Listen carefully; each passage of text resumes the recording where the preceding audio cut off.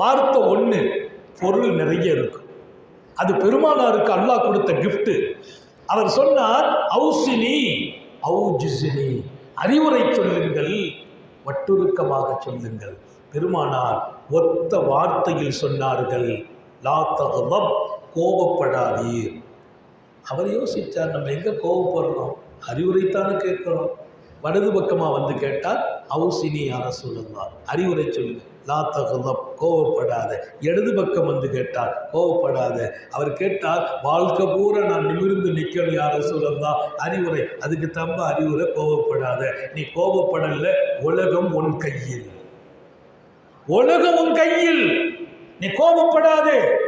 எதுக்கு எடுத்தாலும் டென்ஷன், எதுக்கு எடுத்தாலும் கோபம், எதுக்கு எடுத்தாலும் உணர்ச்சிவசப்படுறது, அவசரப்படுறது.